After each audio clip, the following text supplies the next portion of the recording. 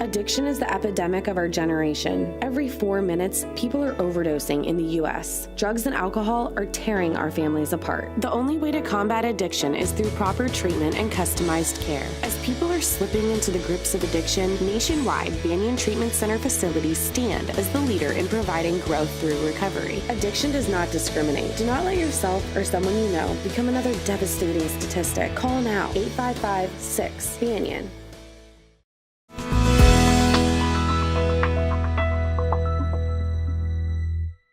My name is Mike. I am a person in recovery, and what that means for me is that, as you heard earlier, since November 4th, 2002, I've been drug-free and alcohol-free.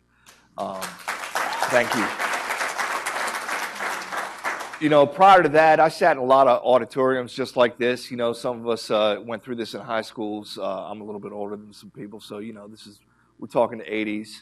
And, you know, I would listen halfway and then just kind of snooze out the rest of the way and plan what I was going to do once I got out of the auditorium, because I would always disassociate myself with all of that and the information that was being given to us, because I wasn't like that. You know, I'm not an addict. You know, our society comes with this stigma, and I was glad to hear Devin and Stephanie talk about some of the social change and the judicial changes that we're you know, trying to launch and continue to push in our society. But there's still this stigma that was the same when I was, you know, going to high school and whatnot.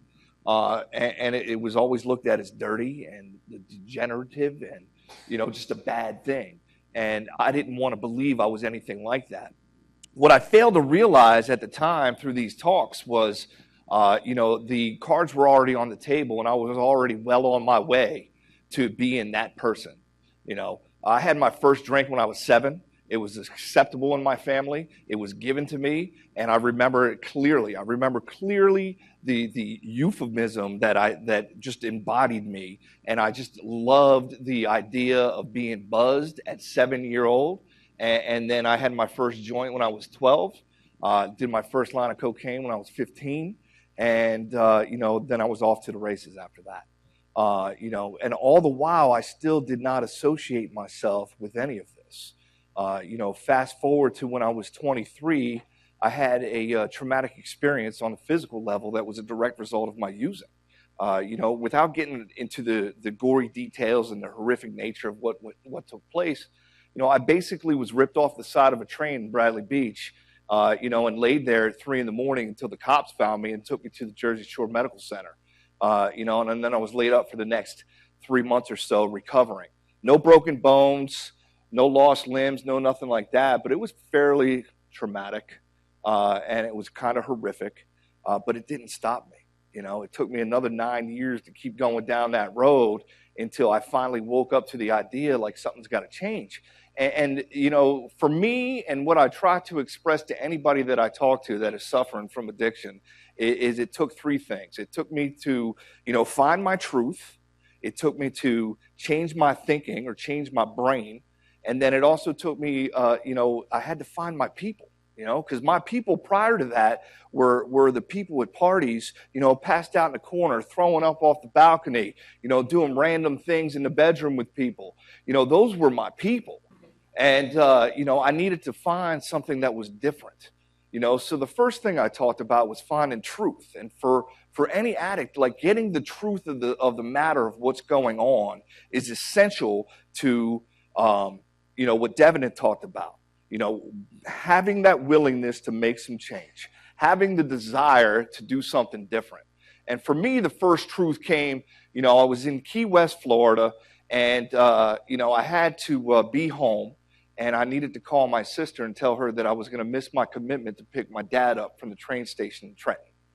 And she says, all right, I'll get it done. But like, what I heard was sheer disappointment and worry and concern in her voice, and it hit me, and it hurt, and it went to my heart. And at that moment in time, I couldn't lie anymore. I couldn't manipulate anymore, and I had to open myself up to the idea that I needed to try something different. I just didn't know what it was at that time.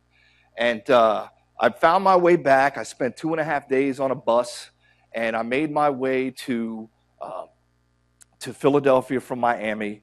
And when I got back to New Hope, Pennsylvania, I had to call my other sister And, she held it a little bit different. Her approach was a little more nasty, a little more direct. And she read me the riot act. But, one thing that really struck me, that second truth that I'm talking about, is that she told me, you're doing this in the community I'm raising my children, your nieces and nephews. And like up till that point, I never cared about anything. Like I didn't care about that.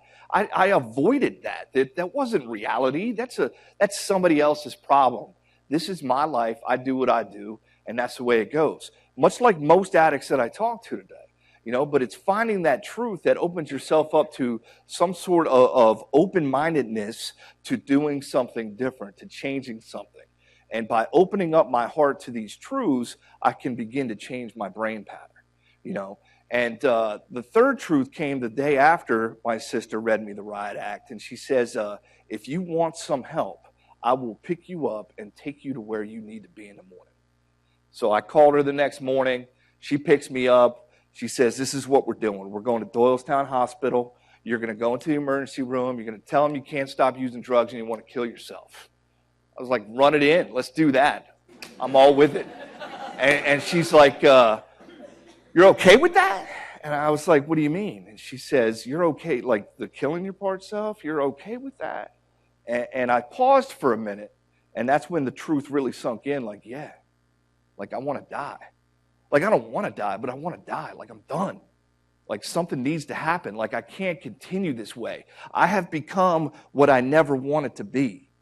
And that was the truth that began to change my thinking and change my brain. And instead of me running wild on ideas, I began to open myself up to suggestions from other people, starting from day one of detox. They said, you need to go into inpatient treatment.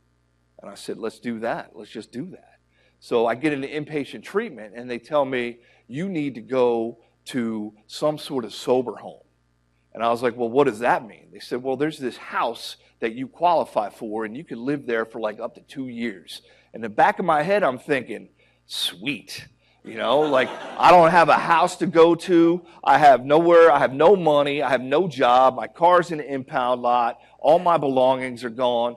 And let's just do that. And, I had to go through an interview process, and they accepted me, and they brought me into their house. And, that would be the phase 3, of the changing the brain and then changing my people. Like I walked into this house, and I was surrounded by people that were just like me. And I was surrounded by people that wanted to do something better. And I was surrounded by people that understood what it was like to have no money and being afraid and stuck in a Miami International Airport and no way home, and what that felt like, and that shame and that guilt, but not judge me because of that, right? They just identified. And then we also got to find out that we like to do things. Like we like to go out and hike. We like to play Frisbee disc golf. We like to go mountain biking. We like to do some activities. Some of us joined a gym, and all these activities that we could do while we have fun, right? What they failed to tell me was this was all part of a continuum of care, all right? That, they just said, keep doing all these things and it's going to work out. And I did, and I just followed the plan and it worked out. But while I was in the sober house, I had to go to IOP, which is intensive outpatient. I think everybody here knows that. And then there's outpatient. And then there was individual counseling. And I stayed in that house for 9 months. And while I was in that house, I was forced to go to 12-step meetings on a daily basis, But by doing that, I also found that other part of my people. I was able to find a group of people outside of my house, but still in their own little community that allowed me to be me. And allowed me to grow, and allowed me to, learn to live life again. So it's imperative when I talk to people and tell my story that I mention the continuum of care, because that seems really, broad spectrum for a lot of people.